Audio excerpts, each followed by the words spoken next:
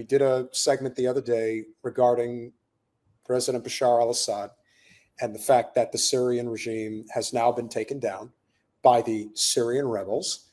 You mean Al-Qaeda? Al-Qaeda. Al-Qaeda. 6 of one, half a dozen of the other, as far as I'm concerned. Oh, tomato. They had a rebranding exercise. Continue.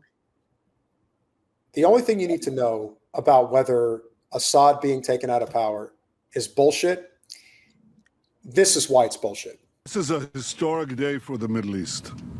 The collapse of the Assad regime, the tyranny in Damascus, offers great opportunity, but also is fraught with significant dangers. This collapse is a direct result of our forceful action against Hezbollah and Iran, Assad's main supporters. It set off a chain reaction of all those who want to free themselves from this tyranny and its oppression. But it also means we have to take action against possible threats. One of them is the collapse of the Separation of Forces Agreement from 1974 between Israel and Syria. This agreement held for 50 years. Last night it collapsed. The Syrian army abandoned its positions.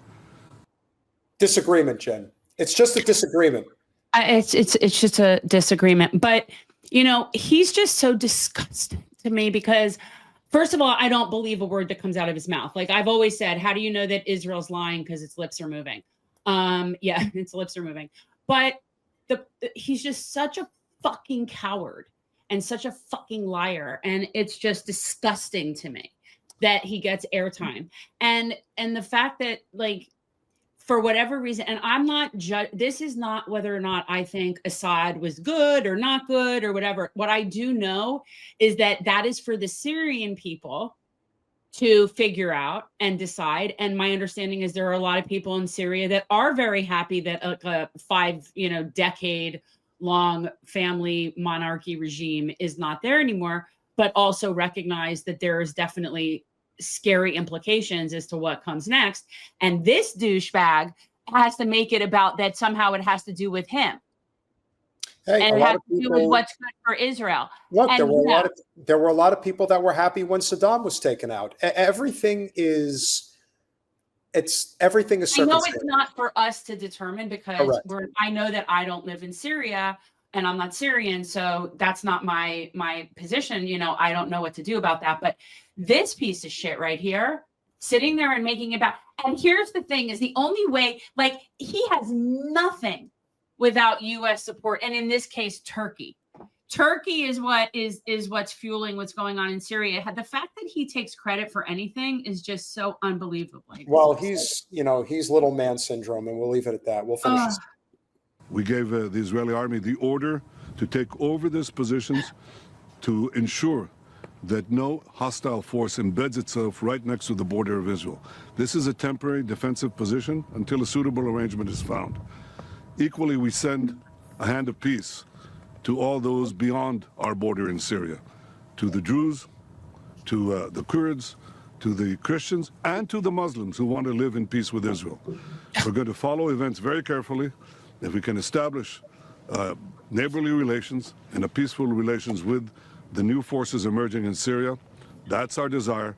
But if we do not, we'll do whatever it takes to defend the state of Israel and the border of Israel. Let me be very clear, though, what he's talking about, because he's insane. Okay. The border to which he is referring to is way deeper in Syria than is, according to the rest of the world. So his border, what he's trying to do is create what's called Greater Israel in his psychotic mind. And that includes a portion of Syria, a portion of Lebanon, a portion of Jordan, a little nip of Saudi Arabia. Like, it's this whole little nip tuck thing he's got going on there. The fact that please deal with him. Yeah. And no, I don't think that would solve the entire problem. I know it wouldn't solve the entire problem, but damn, would that be satisfying? Well, Bibi keeps walking this very fine line, and I think we're all walking this fine line. But as we have pointed out time and again, what we are witnessing is the collapse of empire, because while this may be considered a victory of sorts for the West, for Israel, U.S., people, I don't think fully understand like how much Israel's economy is collapsing right now, the difficulties that they are having. Think about if we're ever in a position, remember, we normally give Israel about, I want to say, is it like $4 billion a year? Could now, obviously, it's been accelerated to such a number that people can't even see because we're not reporting how much we're giving Israel. We're reporting how much we're giving Ukraine. But here's my question. I don't know the difference between how much money we're giving Israel versus how much weapons and military we're giving Israel and how much money we're giving to Lockheed and Raytheon, because the difference is that right now, because of what's going on in Israel, they have lost tons of population. They have towns that are basically shut down. They have people that are staying in hotels and are really pissed, which is who he's trying to, make look, he's trying to look all tough and get his people back. Good luck to them with that. But their economy is really taking a dive. They're having issues with all sorts of trade partners. Their shipping route has been completely eradicated in the Red Sea.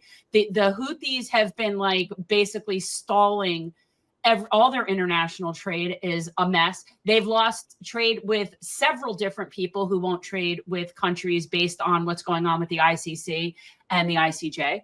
And you now have, the IDF marching to Damascus. It's like, how much expansion do they think they're going to be able to get away with? And anyone who had any doubts about what the intentions were of taking Assad out of power, Netanyahu left no doubt whatsoever what this was all about. So anyone who had this idea that this was a liberation of the Syrian people, God, how many, it's like our libertarian friend in Miami, Clint Russell, pointed out on social media, very accurate. He was very accurate about this. He's like, how many fucking times do we have to repeat this before somebody fucking gets it? How many times do we have to go through Iraq, through Afghanistan, through Libya before you guys fucking wake up and this is the same thing repeating itself over and over again? But now you're just being an Assad apologist. I am an Assad apologist. What are you going to do about it?